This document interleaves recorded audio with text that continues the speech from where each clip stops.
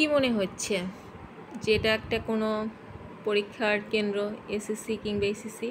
হ্যাঁ, ঠিক ভেবেছেন, এটা অবশ্যই একটা পরীক্ষার কেন্দ্র, তবে এসএসসি কিংবা এসএসসি পরীক্ষার কেন্দ্র না।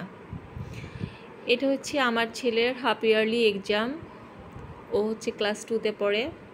তো এই হচ্ছে স্কুলের পরিবেশ। যদিও আমি অনেক আগে, ওর পরীক্ষা এক্সাম ছিল হচ্ছে 8:30টার দিকে, আমি অনেক সকালে বের হয়েছি, যে রাস্তায় একটা জ্যামের ব্যাপার থাকে।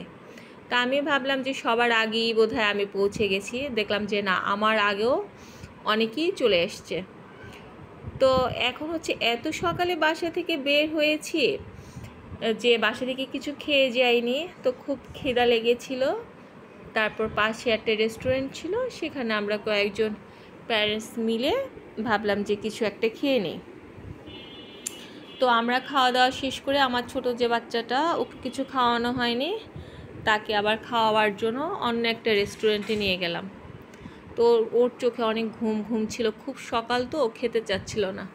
তো আমি খুব ট্রাই করছিলাম ওকে খাওয়াবার জন্য, তো খাচ্ছে না। আমরা একটু বসে বসে গল্প করছি। অ্যাকচুয়ালি হচ্ছে কি, ওকে খাওয়াবো, তার থেকে সবচেয়ে বড় কথা হচ্ছে আমাদের তো একটা সময় কাটানোর জন্য একটা জায়গার দরকার খুব বেশি, যেখানে বসে আমরা একটু সময় কাটাতে পারবো, একটু কথা বলতে পারবো। কারণ স্কুলের সামনে রাস্তার পাশে তো আর কত সময় দাঁড়িয়ে থাকা যায়। তো এইটা ছিল অ্যাকচুয়ালি এক্সকিউজ যে ওকে খাওয়াবো, এই নাম দিয়ে আমরা এই রেস্টুরেন্টে বসেছিলাম। তা আমি চিন্তা করলাম যে আজকে যে এক্সাম ছিল সেটা ছিল 1 থেকে ক্লাস 4 পর্যন্ত।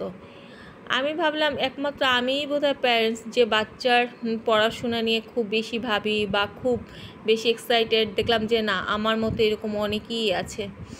তো এই জন্য আমি হচ্ছে একটু স্কুলের আশপাশটা দেখাচ্ছি যে আসলে আমি একা না, আমার মতন এরকম অনেকেই আছে।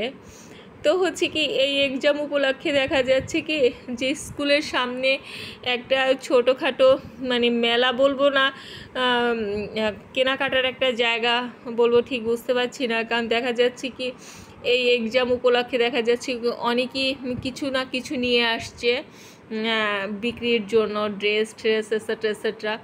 তো হচ্ছে যার যেটা প্রয়োজন। আমার মেয়ের চোখে পড়লো খেলনা আইটেম, সে এই খেলনাটা কিনলো একটা কাগজের, 30 টাকা। এইটার কষ্টে আমি শেষ, যে এই 30 টাকা দিয়ে এই কাগজের এই জিনিসটা না কিনে তার থেকে আমি একটা ডিম খেতে পারতাম, তাই না? একটা না, যদিও আমি জানি না ডিমের হালি কত, হয়তো একটা বা দুইটা কিনতে পারতাম এই 30 টাকা দিয়ে। যাই হোক, ওকে কিনে দিয়ে শান্ত করার পর তারপর আমরা চলে গেলাম একটা চায়ের দোকানে। উদ্দেশ্য কিন্তু আমাদের চা খাওয়া ছিল না, আমাদের উদ্দেশ্যটা হচ্ছে যে আমাদের কোথাও বসতে হবে।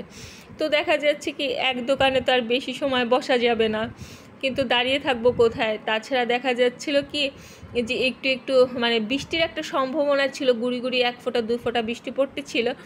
তো আমরা ভাবলাম যে ঠিক আছে, তাহলে চা খাওয়ার অজুহাতে আর একটা দোকানে বসে সময় কাটানো। যাই হোক, এর মধ্যে হচ্ছে পরীক্ষা শেষ হওয়ার সময়টা চলে এসছে। তো তারপর আবার আমরা সবাই পরীক্ষার কেন্দ্রের সামনে এসে পড়লাম। মানে সবার মধ্যে এতটা ব্যস্ততা, এতটা এক্সাইটিং।